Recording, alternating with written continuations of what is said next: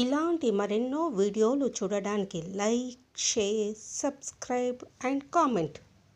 ఈరోజు ఈ వీడియోలో శివదీక్షలు ఎలా చేయాలి, శివదీక్ష నియమాలు ఏమిటి, శివదీక్షను ఎలా విరమించాలి, శివదీక్షను ఎవరెవరో చేయవచ్చును అన్న విషయాల గురించి తెలుసుకుందాము.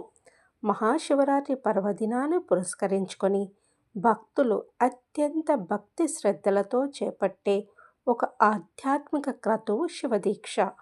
ఈ శివదీక్ష కేవలము శారీరక నియమం మాత్రమే కాదు, మనసును శివమయం చేసే ఒక మార్గం. శివపురాణం ప్రకారము గురువు ఇచ్చే ఉపదేశమే దీక్షకు మూలం.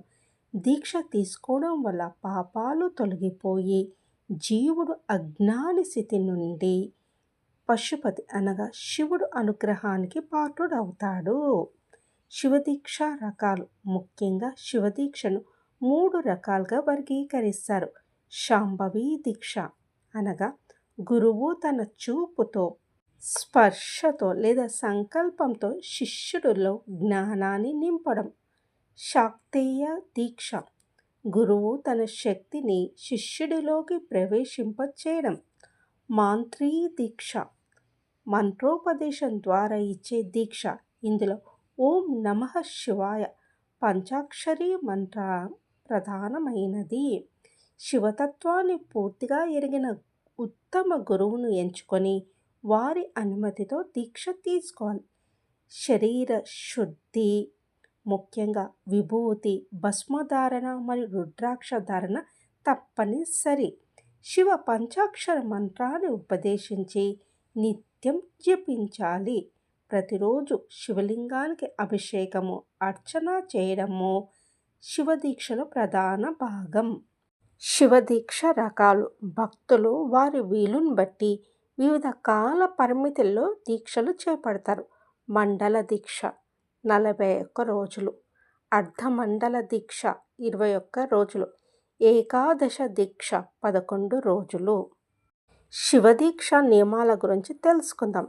తెల్లవారుజామునే లేచి చన్నీటి శిర స్నానం చేయాలి. దీక్షలో గోధుమ రంగు వస్త్రములనే ధరించవలను. శివదీక్షలో రుద్రాక్షమాల, స్ఫటికమాల ధరించవలను.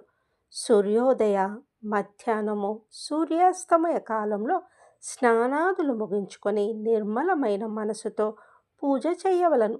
అలా కుదరని వారు కనీసం సూర్యోదయ, సూర్యాస్తమయ కాలాల్లో తప్పకుండా పూజ చేయవలను. పూజలో శివ షోడోపచార పూజ చేయవలను. అలా చేయడం రానివారు కనీసం లింగాష్టకంతో పూజించి, బిల్వాష్టకంతో అర్చించి, ఓం నమః శివాయ అను పంచాక్షరీ మంత్రము 108 సార్లు పఠించవలెను. శివ స్తోత్రాలు, అష్టకాలు, దండకాలు చదువుకోవలను. శివ దీక్షాకాలంలో ఓం నమః శివాయ అను పంచాక్షరీ మంత్రాన్ని వీలైనన్ని ఎక్కువసార్లు పఠించవలెను. శివదీక్షా కాలంలో ఉదయం భిక్ష, మధ్యాహ్నం సిద్ధి, సాయంత్రం భిక్ష మాత్రమే భుజించవలెను. పూర్తిగా శాకాహారం మాత్రమే. మద్యపానము, ధూమపానము, అబద్ధాలు చెప్పుట వంటివి పూర్తిగా విసర్జించవలెను. అషడ్వర్గములను, భోగ లాలసతను వదిలిపెట్టి వీలైనంత వరకు మౌనం పాటించవలెను. సత్యమునే పలకవలెను. దీక్షాకాలంన ఏకాదశి, మాస శివరాత్రి వంటి రోజుల్లో ఉపవాసం ఉండి మరునాడు వేకువజామునే పూజ ఆచరించి భుజించవలెను. శివదీక్ష ఆచరించువారు ఎదుటివారిని శివ అని సంబోధించవలెను. శివదీక్ష కాలంలో మూత్ర విసర్జనకు వెళ్ళిన వారు తప్పకుండా కాళ్ళు, చేతులు కడుక్కోవాలి. మల విసర్జనకు వెళ్ళిన వారు తప్పకుండా స్నానం చేయాలి. శివదీక్షలో ఉన్నవారు అపవిత్రాన్ని, బహిష్ట స్త్రీలను, శవాన్ని చూడరాదు, ముట్టరాదు. శివదీక్షను మగవారు వయసుతో సంబంధం లేకుండా పాటించవచ్చు. ఆడవారు మాత్రం ఋతుక్రమం అనుసరించి పాటించాలి. శివదీక్ష విరమణ గురించి తెలుసుకుందాం.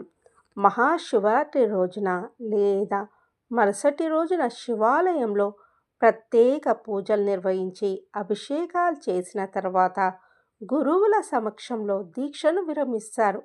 చాలామంది భక్తులు శ్రీశైలం వంటి పుణ్యక్షేత్రాలకు కాలినడకన వెళ్ళి అక్కడ తమ మొక్కులు చెల్లించుకుంటారు. దీక్ష వెనుక ఉద్దేశం ఏంటో తెలుసుకుందాం. శివోహం, నేనే శివుడిని అనే భావనను అలవర్చుకోవడం. అంటే మనసులోని అషడ్వర్గాలను కామ, క్రోధ, లోభ, మోహ, మద మాత్సర్యాలు అదుపులో ఉంచుకొని దైవత్వానికి దగ్గరగా అవ్వడమే ఈ దీక్ష పరమార్థము.